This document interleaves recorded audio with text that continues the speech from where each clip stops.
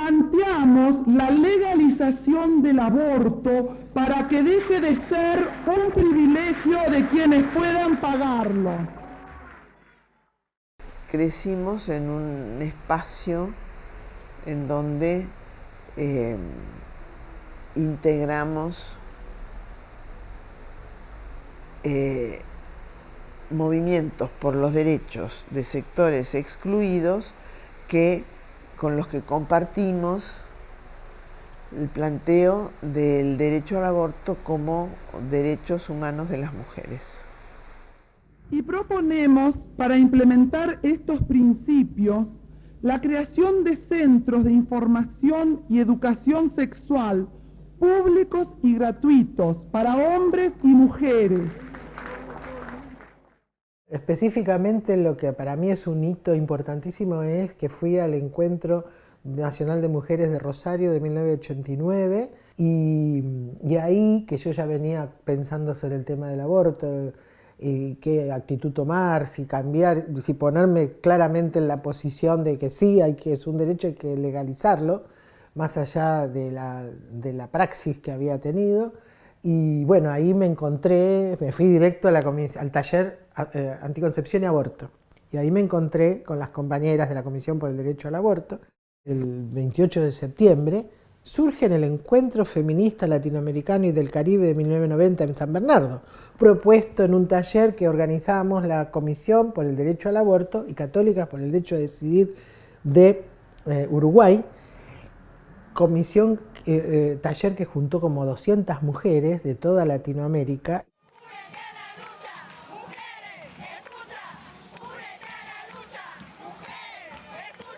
El foro se inició como un grupo que no era un grupo de mujeres, era un grupo mixto, de discusión de temas de salud y derechos reproductivos. Foro de Derechos, el nombre fue a partir de trabajos concretos realizados en temas de salud, desde los cuales vimos que el tema no era de salud, sino derechos.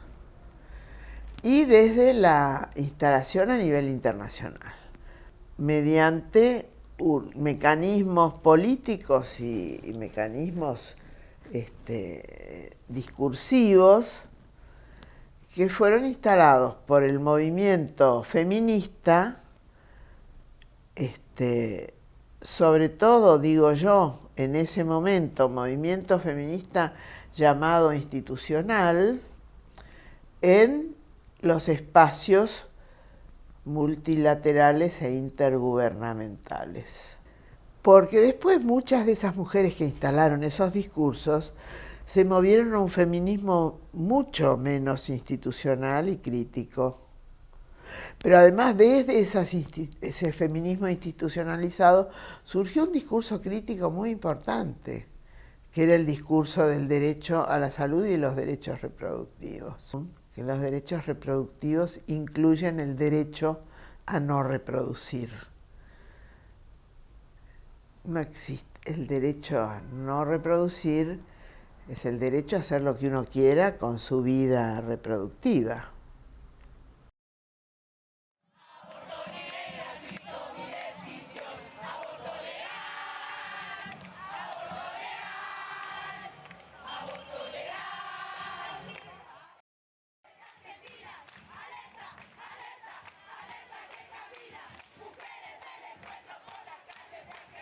En la década del 90 y acompañando procesos internacionales, pero también procesos nacionales, se constituye Mujeres Autoconvocadas para Decidir en Libertad, que es una colectiva también muy interseccional, que hay mujeres de distintos espacios, de distintos lugares y de distintas pertenencias ideológico-políticas, que van a organizarse para 3 instancias que creo que son muy importantes. Una era la reforma constitucional de 1994, donde se luchó muy intensamente para que no se introdujera la cláusula barra, que es el origen de la vida desde la concepción.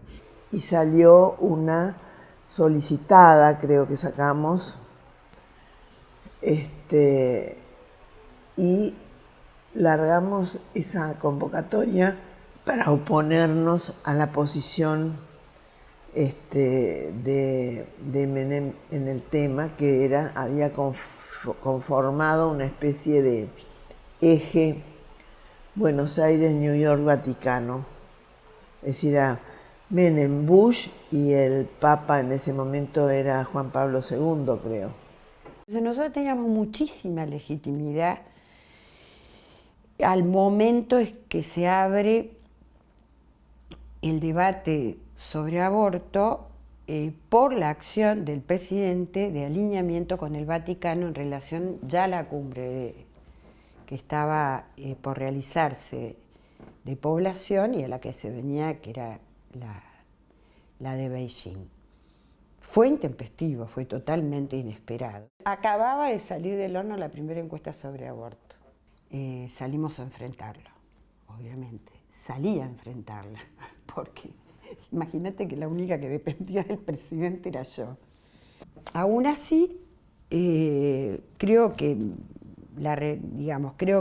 esta batalla que nosotras dimos sirvió para que se abriera algo que nosotros queríamos abrir en el bloque de la mayoría, digamos, que era la libertad de conciencia, y lo que vino después fue mi renuncia a la conferencia. Me quedé hasta Beijing, hasta la preparatoria en Mar del Plata. Argentina tenía la responsabilidad de la preparatoria de América Latina. La delegación argentina, cuando llegué a Mar del Plata, estaba tomada por el Opus Dei. Si no hubiéramos estado ahí, creo que se rompía la cumbre, o sea, el Opus Dei iba a romper la cumbre, porque la Iglesia no quería llegar a Beijing, y porque Naciones Unidas tampoco tenía muy claro el apoyo a las organizaciones feministas que venían planteando lo que fue la cumbre paralela.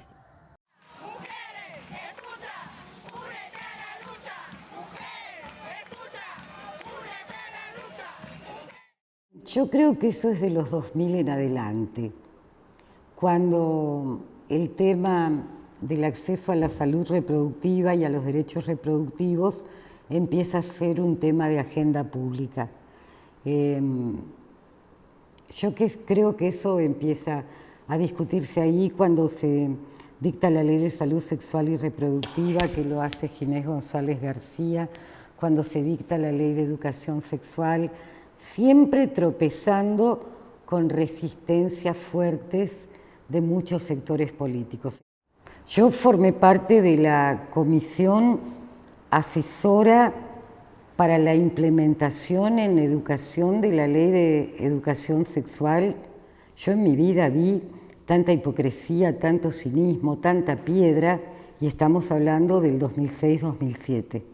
Tanto hacerse los giles respecto de cosas que hay que decir claramente, ¿no? Era muy divertido. Por ejemplo, en esa reunión, yo entiendo, yo también fui autoridad, no podés dejar gente importante afuera, pero esa comisión estuvo integrada por la asesora legal del CONSUDEC, del Consejo de Educación Católica. ¿Ustedes saben lo que es discutir con esa abogada?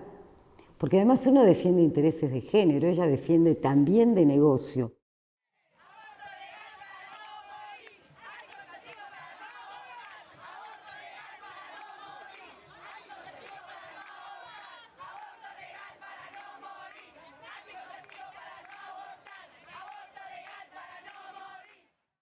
La lucha por la legalización del aborto, que lleva muchos años, que se constituye en un momento dado a través de la campaña nacional por el derecho al aborto legal, seguro y gratuito, surge con un objetivo muy claro de lograr la despenalización y la legalización del aborto.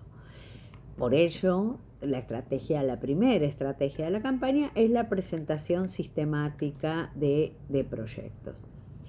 Frente a reiterados fracasos de que se debatieran los proyectos, pero no solo por eso, sino por la percepción de necesidades, por perspectivas feministas diversas, surgen distintas formas organizativas que van a llevar adelante un largo proceso que creo que van a abonar muy fuertemente a lo que se llamó la despenalización social del aborto. Una de las primeras redes es la red de socorristas, de hecho se llama Socorristas en Red, que surgen por la necesidad de acompañar a mujeres en el proceso de abortar. Esa red, que surge más localizada en Neuquén, rápidamente se va a expandir a nivel federal y también a nivel regional. Y empecé a trabajar en socorrismo. Empecé a ser socorrista y esa tarea a mí me conecta fuertemente con las compañeras del barrio. Yo formo parte de la red Los Lagos de Socorrismo, Socorro Rosa. En Villa Langostura tuvimos la suerte de que desde el principio tuvimos médicos amigables. Hoy en día están dentro de la red de profesionales por el derecho a decidir. Las salitas y el hospital tienen hoy un consultorio interdisciplinario de atención para orientación, se llama así. Pero desde un principio tuvimos un acompañamiento y la verdad es que eso nos dio a nosotras una tranquilidad. Más allá de que Socorrista en Red tiene un trabajo muy interesante y muy serio en ese sentido, teníamos plenaria cada 6 meses, una regional y una nacional, donde se ponía todo se ponía ahí para charlarlo, y había profesionales que nos orientaban, nos asesoraba. Acorde, digamos, a el lema de la campaña, que es educación sexual para decidir, anticonceptivos para no abortar y aborto legal para no morir, surge también las profesionales de la salud por el derecho a decidir. Que estos son un conjunto de profesionales que trabajan en el sistema público y que se organizan de manera federal para llevar adelante y garantizar el acceso a la interrupción legal del embarazo en ese momento, y que tienen un rol clave y fundamental hoy en lo que es la implementación de la interrupción voluntaria del embarazo. A su vez, a partir del 2006, que está la Ley de Educación Sexual Integral, también se organizan las docentes por el derecho a decidir, que van a intentar, o no van a intentar, van a desarrollar los contenidos de la ESI en sus lugares de trabajo, escuelas secundarias, terciarias, profesorados y de formación, las escuelas de formación docente, donde van a incluir la cuestión del aborto y la van a llevar adelante en los procesos de implementación dificultosa de la ley.